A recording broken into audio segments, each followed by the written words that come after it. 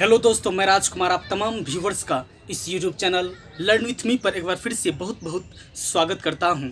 दोस्तों, हम लोग आज क्लास 10th के इंग्लिश सब्जेक्ट के पोएट्री सेक्शन में से एक कविता थिनर देन ए क्रिसेंट के बारे में अध्ययन करने वाले हैं और इसके कवि हैं विद्यापति। लास्ट वीडियो में हम लोगों ने विद्यापति के जीवन विवरणी के बारे में जाने थे और दोस्तों आज हम इस कविता में प्रयुक्त जो 3 स्टांजाज है के बारे में बृहत रूप से विश्लेषणात्मक अध्ययन करेंगे। दोस्तों, यह कविता जो है वह राधा और कृष्ण के बीच पारस्परिक संबंध के बारे में है, प्रेम प्रसंग के बारे में है। तो चलिए बिना समय गवाए हुए इस लेसन को स्टार्टअप करते हैं। सबसे पहले हम लोग इसे रिसाइट कर लेते हैं, उसके बाद फिर इसमें प्रयुक्त जो हार्ड वर्ड्स है इसका सॉल्यूशन देख लेते हैं और उसके बाद हम लोग line by line explanation in Hindi देखेंगे। Her tears carved a river and she broods on its bank, hurt and confused. You ask her one thing, she speaks of another. Her friends believe that joy may come again. At times they banish hope and cease to kiss. Oh Madhava, I have run to call you. Radha each day grows thinner, thinner than the crescent in the sky. तो ये हम लोगों ने देख लिया recitation और इसमें जो हार्ड वर्ड्स है इसके बारे में भी अध्ययन कर लेते हैं। यहाँ पर देखिए कार्व्ड पर पहले चलिए। तो कार्व एक वर्ब है और इसका वर्ब टू होता है कार्व्ड। कार्व मतलब होता है उकेरना, पत्थरों पर छेनी से या हथौड़ी से कोई चीज उकेरना, अंकित करना। चलिए यहाँ हो गया ये। और यहाँ पर कार्व का अगर अर्थ वास्तविक तौर पर ले तो यहाँ पर हो जाएगा निर्माण करना, टू फॉर्म। टू फॉर्म अर्थात वर्ब टू इसका ले लीजिए फॉर्म्ड। फॉर्म्ड के अर्थ में ले लीजिए, एकदम सूट करेगा। अब देखिए ब्रूड्स मतलब क्या होता है। ब्रूड वर्ब है, प्लूरल कंडीशन में है, इसके अंत में एस जोड़ दिया गया है, सिंगुलर कंडीशन में आ गया है क्योंकि यहाँ पर सब्जेक्ट भी क्या है, सिंगुलर है। तो ब्रूड मतलब होता है फ्यूचर यानी भविष्य, भविष्य के बारे में शोकाकुल, शोकाकुल हो कर चिंतन मनन करना, चिंतन मनन करना। अब देखिए बैंक मतलब हो जाता है घाट या तट। बैंक मतलब तट, नदियों या समुद्रों के तट बैंक कहलाता है। हर्ट, हर्ट मतलब होता है आप दुखित कह सकते हैं, दुखित, दुखित। कंफ्यूज्ड मतलब आप कह सकते हैं विक्षिप्त, विक्षिप्त क्या कह सकते हैं, विक्षिप्त। उसके बाद इसमें से आपका बिलीव, बिलीव मतलब तो जानते हैं आप विश्वास करना होता है, विश्वास करना। जॉय मीन्स आनंद, अगेन मतलब फिर। एट टाइम्स देखिए एक फ्रेज है, एट टाइम्स मतलब था यदा कदा, यदा कदा या कभी कभार। बेनिश, बेनिश मतलब होता है निर्वासित करना, निर्वासित, निर्वासित करना। यह गायब होना, यहाँ पर गायब होना हो जाएगा। सीज मतलब होता है बंद होना, बंद होना। केस मतलब होता है स्थिति या हालात, हालात या स्थिति। माधवा जो है वह लॉर्ड कृष्ण के लिए किया गया है। माधव कृष्ण का दूसरा नाम है। अब देखिए थिनर, थिनर पहले समझ लीजिए। अच्छा, थिनर मतलब यहाँ भी समझाएंगे हम। थिनर मतलब होता है अधिक पतली, अधिक पतली, देन मतलब यहाँ पर से हो जाएगा। क्रिसेंट भी यहाँ पर अभी समझा रहे हैं हम। देखिए सबसे पहले टाइटल थोड़ा सा देख लेते हैं। थिनर देन ए क्रिसेंट। थिनर देखिए, थिन जो एक एडजेक्टिव है का कंपैरेटिव फॉर्म है। थिन मतलब होता है पतला और थिनर मतलब हो जाएगा अधिक पतला, कंपैरेटिव फॉर्म में है, ईआर जुड़ा हुआ है। चलिए, अधिक पतली, दुबली, देन मतलब से। क्रिसेंट, क्रिसेंट मतलब होता है कृष्काय, कृष्काय यानी चंद्रमा के लिए ये प्रयोग किया गया है कृष्काय।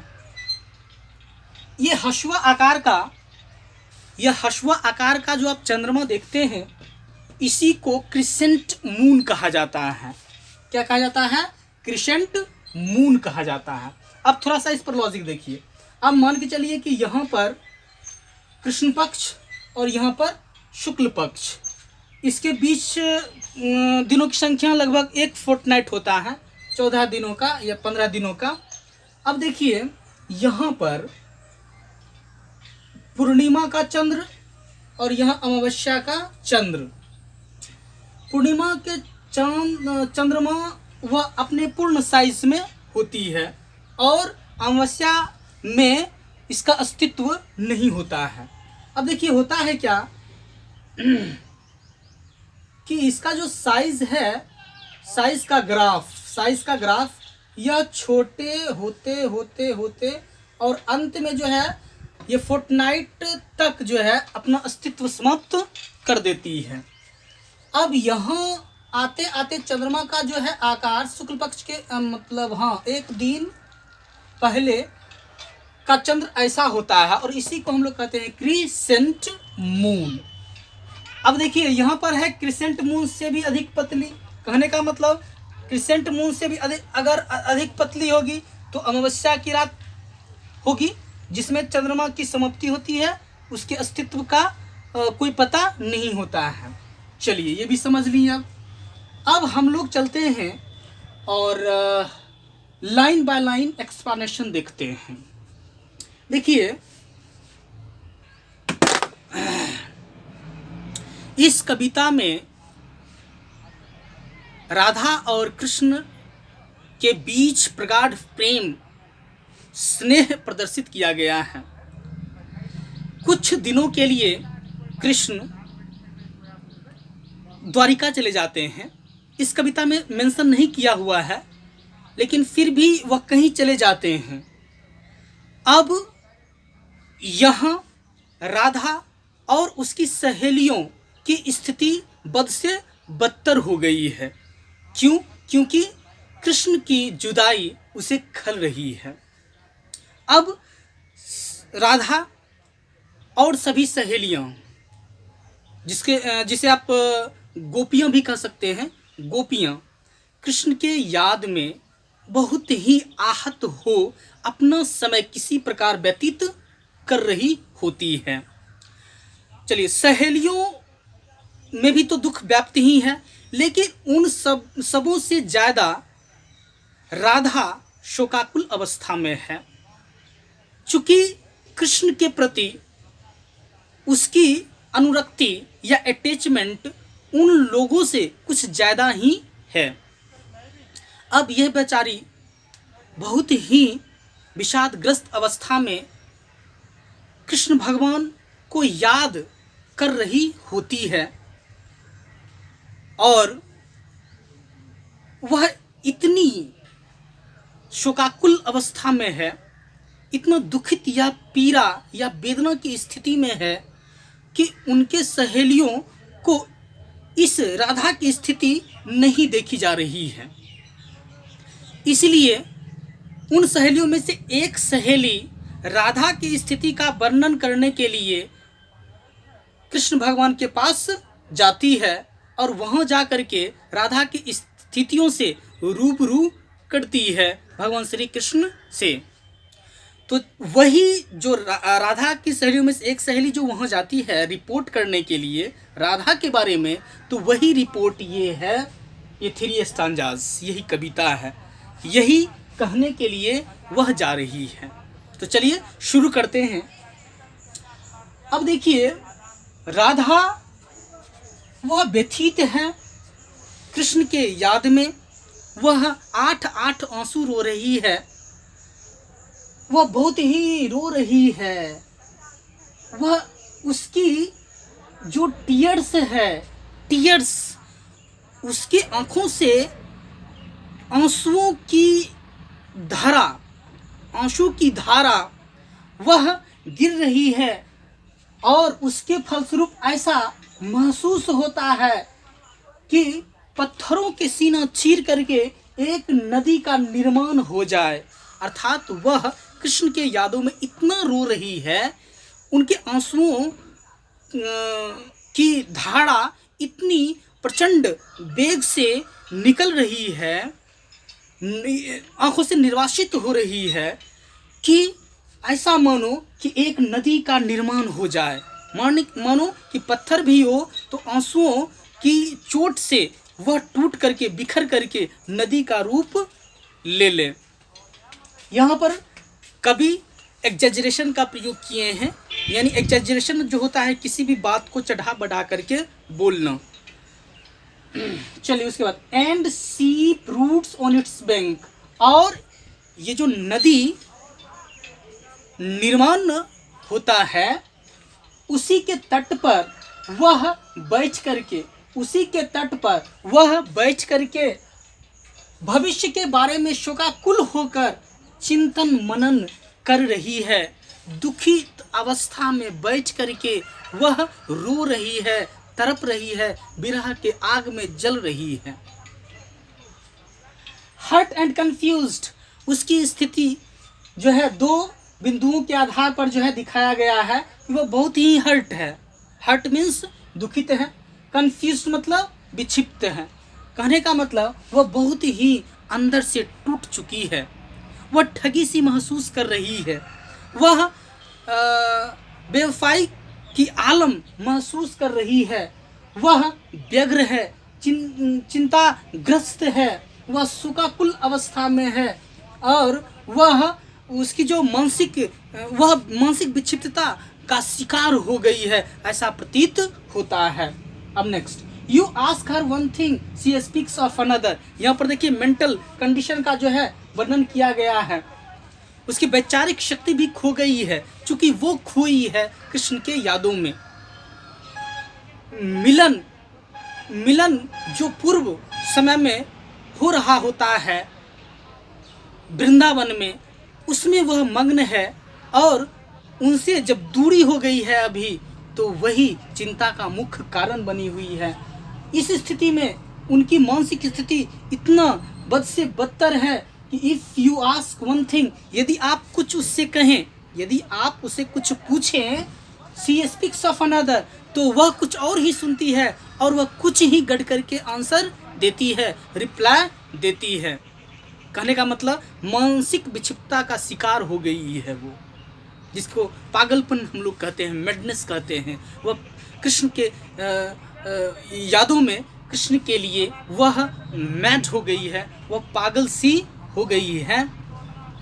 हर फ्रेंड्स बिलीव दैट जॉय में कम अगेन, उसकी सारे सखियाँ सहेलियाँ उसके पास आकर के बोलती है, समझाती है, उसे उसके दिल को सांत्वना देती है, विश्वास दिलाती है कि देखो इतना तुम मत रो, इतना मत व्यथित हो, इतना तुम मत आंसू बहाओ, आंसुओं की धारा बहाओ। भगवान श्री कृष्ण एक दिन जरूर आएंगे, और फिर आनंद और उत्सव का दिन हमारे जीवन में आएंगे, तुम्हारे जीवन में आएंगे।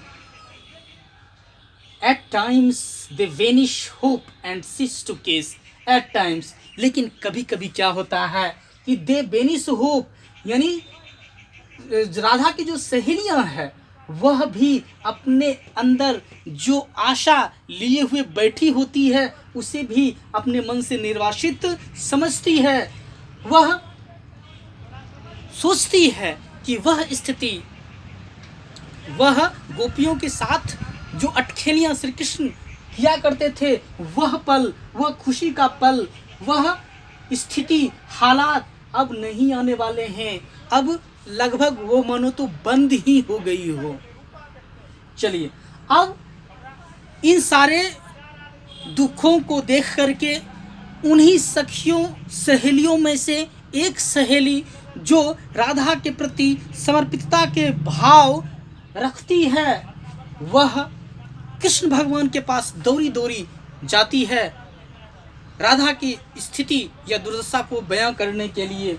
और वहां जाकर के वह कहती है, ओ माधवा, ओ माधव, हे भगवान श्री कृष्ण, हे पालनकर्ता, हे आहारदाता, हे तीनों सृष्टियों को चलाने वाले मालिक, I have run to call you. मैं दौड़ी दौड़ी वृंदावन से द्वारिका आई हूँ, दौड़ी दौड़ी आई हूँ, बहुत ही तीव्र गति से आई हूँ।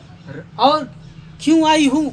तो मैं राधा के विषय में इंफॉर्मेशन लेकर के आई हूँ, मैं सूचना लेकर के आई हूँ, राधा की स्थिति से आपको रूबरू या परिचित करवाने के लिए आई हूँ।